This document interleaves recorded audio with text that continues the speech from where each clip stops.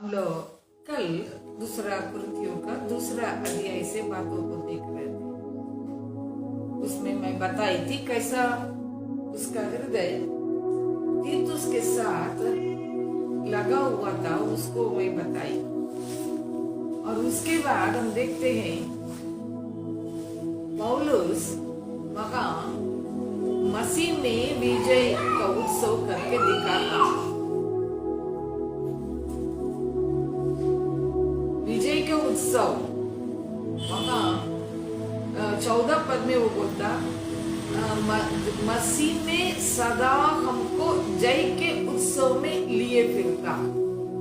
ये जय का उत्सव क्या है, पहले ये समझेंगे। जय का उत्सव करके जो लिखा है, ये उस समय वहां की बातों के साथ संबंध रखता है। उसी को रख के आत्मिक बातों को सिखाने के लिए पौलुस कोशिश करता। क्या है, रोमी सरकार जो है, जब कभी किसी मिलिट्री जीत को पा लिया हो, मिलिट्री जीत आने के बाद वे लोग एक कार्यक्रम करते हैं। जब ऐसा जीत लिए हैं, वो उस जीत को मनाने के लिए कुछ काम करते हैं। क्या करते हैं वे लोग, पहले वहां उस जीत को मनाने के लिए पहले वहां लीडर एक लंबा जुलूस निकालेगा। लंबा जुलूस निकालने के टाइम में पहले एक अगुवा रहेगा, फिर मिलिट्री के कई ऑफिसर्स लोग रहेंगे और उसके बाद सिपाही लोग रहेंगे। उसके पीछे ज्यादा पंडित लोग या पुजारी लोग रहेंगे। और उसके पीछे जितने लोगों को वे लोग कैदी बनाए हैं, जीत में जितने लोगों को कैदी बनाएंगे, उन सारे लोगों को एक लंबे कतार में खड़ा करके जुलूस जैसा निकालेंगे। ये पंडित लोग क्या करेंगे, पुरोहित लोग या पुजारी लोग, वे लोग बहुत धूप जलाए, धूप जला जला के, और पूरा वो धूप के चलते पूरा धुआं फेंकेगा और उसमें से बहुत खुशबू निकलता। और इस धूप जला के उसी से जो खुशबू निकलता, सुगंध निकलता है, वो सब जगह फैलने के लिए पूरा कोशिश करते हैं, चक्कर काटते हैं, पूरा उस शहर का चक्कर काटते हैं। जिस जगह में जीत हुई उस जगह को पूरा चक्कर काटने का काम करते हैं। और ये धूप जलाने के कारण वो सुगंध पूरा दूर तक वो सुगंध फैल जाता। और पौलुस उसको देख चुका है। पौलुस उसको दिखा के, हम मसीह में है, यीशु मसीह को अपना लिए हैं। यीशु कैसा जयवंत हुआ क्रूस पर। पौलुस कई बातों को लिखता है। वो वहां का उस समय का जो भी रिवाज हो, परंपरा हो या कानून हो या कुछ ऐसा रीति हो, प्रथा हो, उसको रख के आत्मिक बातों के साथ जोड़ के बताता है। तो उस प्रकार यहाँ पर भी है। जय का उत्सव में पूरा धूप जला के उसी का सुगंध जैसा फैलता, वैसे हम लोग उस जय का उत्सव में, पौलुस का कहना है, यीशु हमारे आगे विजेता बन के जाता है, हम उसके पीछे उस लंबी कतार में हम लोग भी हैं। उस जुलूस में हम लोग को परमेश्वर जोड़ा है। तो जैसा वहां के पुजारी लोग धूप जला के पूरा सुगंध फैला देते हैं, वैसे ही परमेश्वर हम लोग को यीशु मसीह से हम लोग को जीत के रूप में बना लिया। मेरे बाइबल में तो ऐसा लिख के दिया है, हम जीत पाए नहीं है, हम खुद जीत है। We did not get victory, we are the victory। हम यीशु के साथ जुड़े जाने के चलते पूरा जीत का एक अंश न केवल जीत का अंश बन गए हैं, वहां जैसा वे लोग धूप जला के खुशबू फैलाते हैं, वैसे ही हम लोग यीशु को मानने के चलते हमारे अंदर से इस प्रकार का धूप जलाने के चलते जो सुगंध निकलता, वो सुगंध हमारे जीवन से निकलता है बोल रहा है। तो ये बहुत अच्छा लगा मुझे। मैं तो पहले इतना देखी नहीं, लेकिन मैं तो अपनी बाइबल में देखी देखो कितना पौलुस सोचता है। परमेश्वर जहां कहीं भी रखता है, मुझे ये एक क्या बोलेंगे आजकल का शब्दों के अनुसार, हमारे शब्दकोश के अनुसार क्या आएगा ना, परफ्यूम है, स्प्रे मारते हैं। स्प्रे जब किसी का स्प्रे इतना होता है, स्प्रे ज्यादा मार दिया, यहाँ बैठेगा लेकिन वहां तक उसका सुगंध निकलता। तो पौलुस उसको एक आत्मिक रूप से, एक प्रतीक के रूप में, एक तस्वीर के रूप में हमारे लिए यहाँ देता। तो इसका मतलब परमेश्वर आपको जिता दिया है, जीत बना लिया है। आपके जीवन से परमेश्वर इस प्रकार सुगंध निकालना चाहता है, इसलिए तो हम बोल रहे हैं क्या है, अपने ज्ञान की सुगंध हमारे द्वारा हर जगह फैलाता। तो हम जहां कहीं भी रहेंगे, यीशु का सुगंध,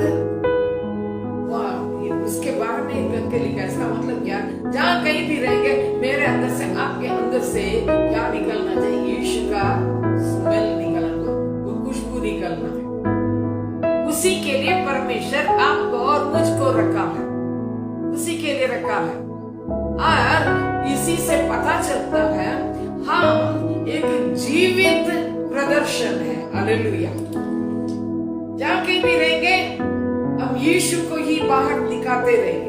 हमारे अंदर से, जैसा हम लोग सेमिनार में जाने थे, हमारे अंदर यीशु है, वो उमड़ना है, उमड़ते रहना है। तो यहाँ पौलुस कहता है हमारे अंदर से यीशु का सुगंध जो है निकलते रहेगा, यीशु का खुशबुएं निकलते रहना, उसको यहाँ देखते हैं।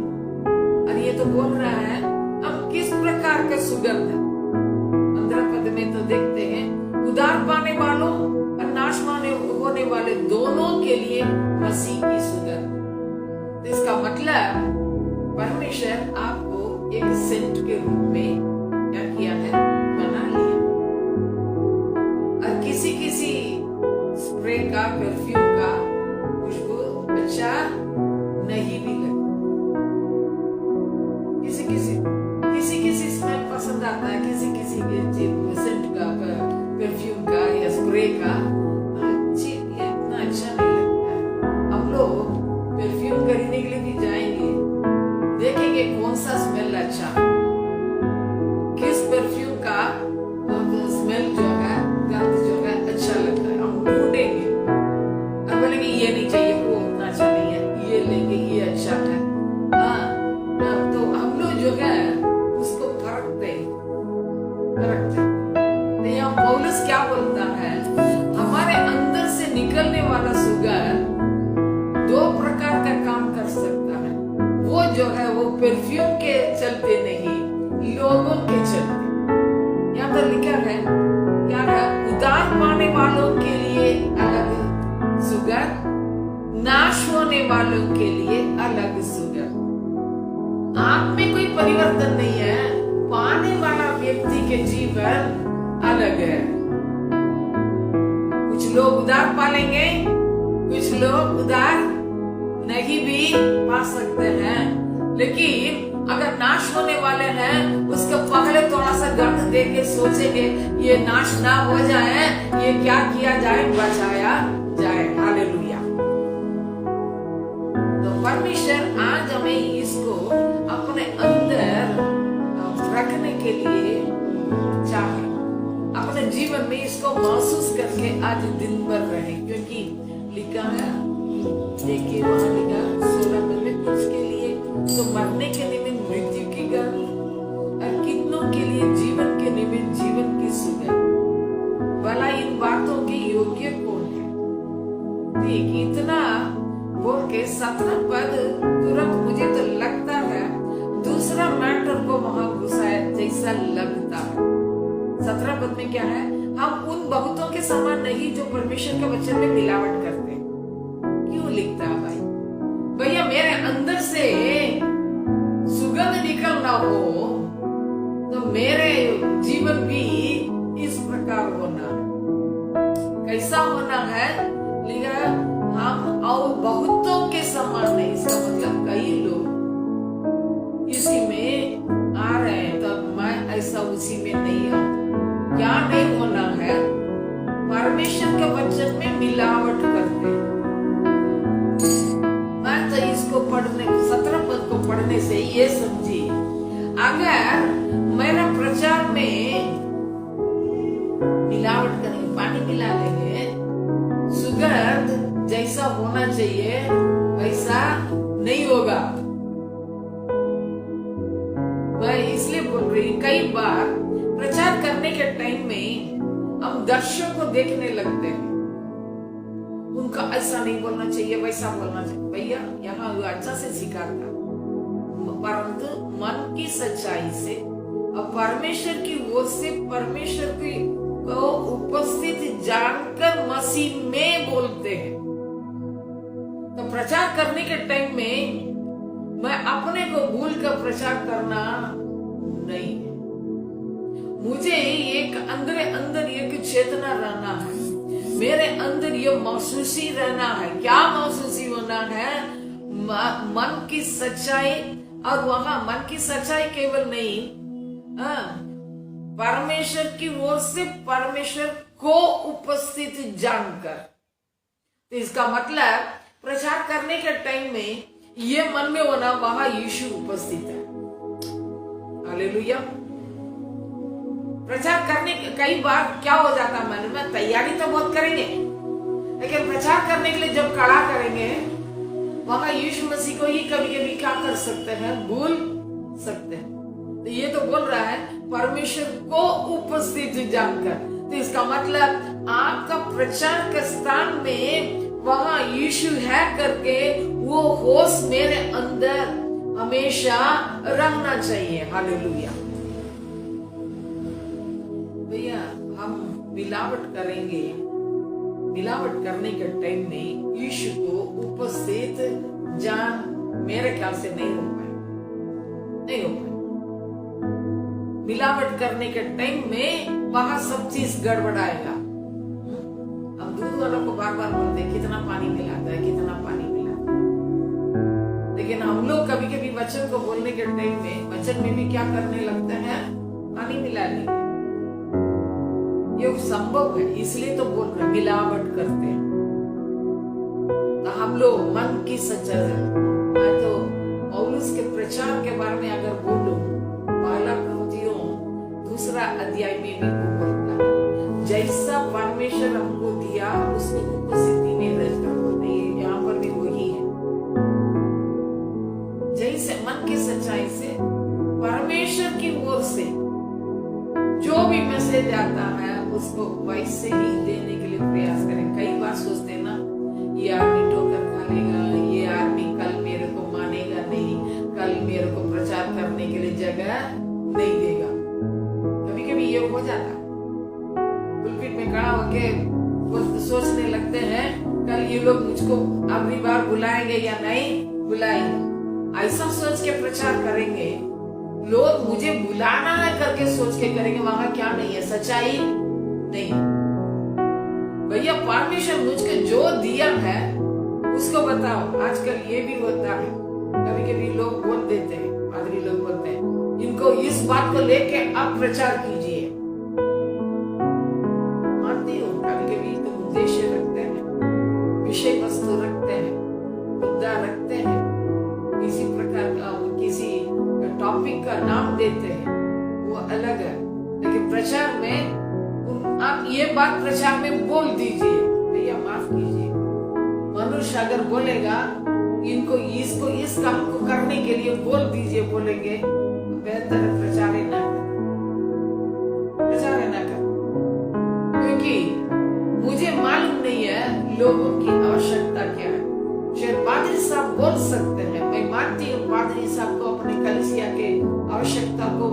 आवश्यकता वो जानते होंगे, लेकिन परमेश्वर विश्वासी का हृदय की आवश्यकता को उससे अधिक बेहतर जानता है। हालेलुया। भैया विश्वासी बैठा होगा, लेकिन मैं देखती हूँ मनुष्य के दृष्टिकोण से, लेकिन परमेश्वर देखते समय उसको किस रीति से देखता करके मैं प्रार्थना में ना समझूं, फिर तो मैसेज क्या हो जाएगा, गड़बड़ाएगा, संदेश गड़बड़ाएगा। सोचेंगे इनको ये प्रचार करना चाहिए, तो मैं तो सीधे बोले थे प्रार्थना करूंगी, अगर दिया हो तो बोले सीधे, आपको बुलाए ना बुलाए, इसलिए तो लिखा है सच्चाई से, परमेश्वर की ओर से, परमेश्वर को उपस्थित जानकर मसीह में बोलते। तो प्रचार कैसा होना है, परमेश्वर आपको जो दे रहा है, जैसा दे रहा, मैं तो इतना जानती हूँ, परमेश्वर शब्दों को भी सीखा, ये शब्द बोलो, इस विषय को बोलो, इस बात को ऐसा बोलो, आपको वाक्य भी बना के बोल सकता। मैं ये जानती हूँ परमेश्वर उतना तक आपको सिखा सकता है, यदि आप घुटना पे रहेंगे तब। आराम से ये लोग ऐसा है, ये चर्च के लोग ऐसा है, इनको ऐसा ऐसा, कई बार हम लोग को मन में ये उत्पन्न होता है, ये लोग ऐसा ऐसा है, प्रचार करने के पहले ये सब चीज बोलते हैं। तो ये परमेश्वर चाहता है, परमेश्वर उनकी आवश्यकता को आपसे बेहतर जानता है। मुझे से ज्यादा परमेश्वर लोगों की आवश्यकता को जानता है। भले आपके सामने कई बातें दिखाई देती हैं, लेकिन मैं तो ये बोलूंगी, मिलावट नहीं करें, दूध में क्या ना फिराए, पानी नहीं मिलाए। हम लोग कई बार पानी मिलाने का काम करने लगते हैं, इसलिए जो काम होना नहीं हो पाता। लेकिन हम लोग इसी जगह में पौलुस की बात को ध्यान दें, वचन के प्रचार में जब कभी बोलना है, सुगंध फैलाना हो, उसी में पानी मिलाने से सुगंध